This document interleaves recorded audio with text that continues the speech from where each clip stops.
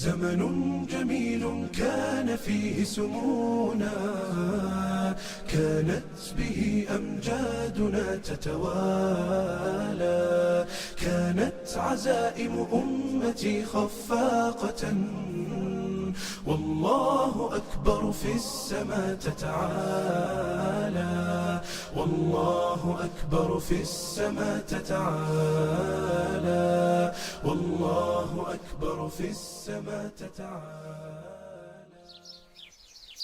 በህይወታችን የምንናፍቃቸው ስማቸው በተነሳ ቁጥር ልባችንን በደስታ የሚሞሉ ብዙ ትዝታዎችና የታሪክ ክስተቶች አሉ።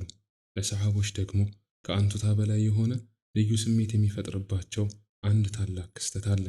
የደስታ ስሜት መፍጠሩ ይበቃ ነበር፣ ግና ያን ክስተት የተገኘ ሰሃቢይ ሁሉ ክቡር ነው፣ የጀነት መሆኑም ጸድቆለታል። ሰዎች ያን ክስተት የተሳተፉ ሰሃቦችን ሲያወሱም እሱ እኮ ያን ቀን ነበር እያሉ ደረጃውን ያለቃሉ። እንዲህ ያለውን ከፍ ያለ ምንዳ ያስገኘ ክስተት ምንኛ ያጓጓል። ታላላቆቹን ሰሃቦች ለታላቅ ደረጃ ያበቃውን ይህን ታላቅ ክስተት ያስተናገደው ደግሞ ታላቁ የረመዳን ወር ነው። ክስተቱ የበድር ዘመቻ ነው። አላህ ይህን ቀን በቁርአኑ ሲገልጸው የውመል ፉርቃን የመለያ ቀን ይለዋል። ይህም ሐቅ ከባጢል ሙወሒዶች ከአጋሪዎች በብዙ ነገሮች የተለዩበት ታላቅ ቀን ስለነበር ነው። ትንሽ መስሎ ይታይ የነበረው የእስላም ሰንደቅ ከፍ ያለበት፣ አይነኬ የነበረው የቁረይሾች እብሪት የተሰበረበት ታላቅ ቀን ነበር። በድር እንዴት ተከሰተ? ከቁረይሽ መሪዎች አንዱ የነበረው አቡ ሱፊያን የንግድ ቅፍለት ይዞ ከሻም ወደ መካ በመመለስ ላይ ነበር። ሙስሊሞች መካ እያሉ በቁረይሾች የደረሰባቸውን ግፍና የንብረት ዘረፋ አልረሱም። የአላህ መልእክተኛ ዓለይሂ ሰላቱ ወሰላም የንግድ ቅፍለቱ በመንገድ ላይ መሆኑን ባወቁ ጊዜ የተዘረፉ ንብረቶችን ለማስመለስ ለሰሃቦች ጥሪ ያደረጉ። ዓላማቸው ጦርነት አልነበረም። ለዚህም የተዘጋጀ ብቻ ይውጣ የሚል ትዕዛዝ አስተላለፉ። በዚህ መሰረት የወጡት ሰዎች 313 ሲሆኑ የነበሯቸው 2 ፈረሶችና 70 ግመሎች ብቻ ነበሩ። አብዛኞቹ እግረኛ ነበሩ። አቡ ሱፊያን ዜናው ሲደርሰው 2 ቅድመ ጥንቃቄዎችን አደረገ። ለቁረይሾች ንብረታችሁን ታደጉ የሚል መልእክት ላከ። እንዲሁም መንገዱን በመቀየር በባህር ዳርቻ በኩል ቅፍለቱን አስመለጠ።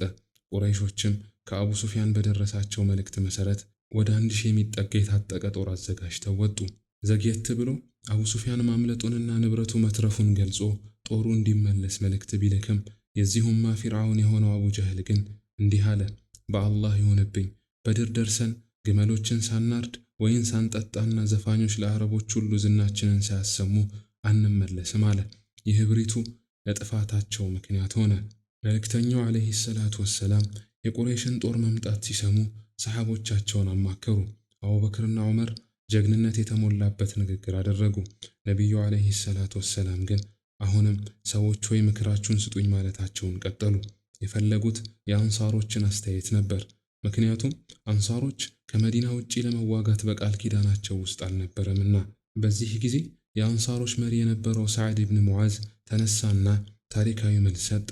የአላህ መልእክተኛ ሆይ፣ ባንተ አምነናል፣ ያመጣኸውም እውነት መሆኑን መስክረናል።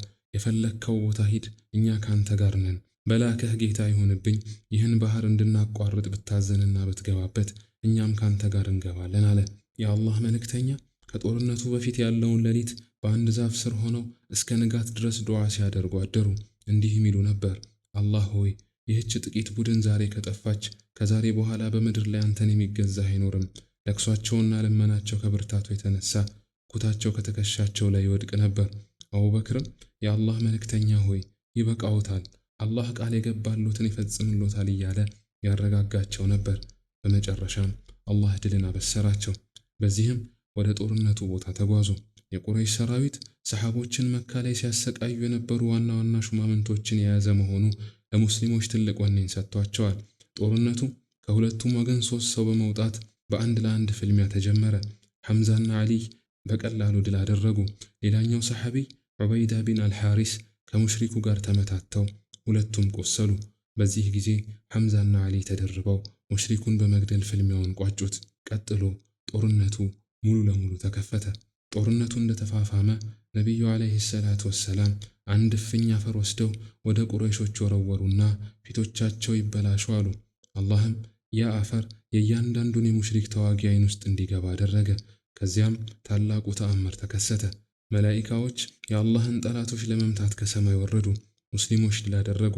አላህም ይህ ድል በሱ እገዛ እንደሆነና መላኢካዎችን በጦርነቱ ላይ እንደተሳተፉ በቁርአኑ ገለጸ። ታላቁ የድል ቀን የሆነው በድር እንዲህ ባለ ሁኔታ በረመዳን ተከውኖ ታሪክን ቀይሮ አለፈ።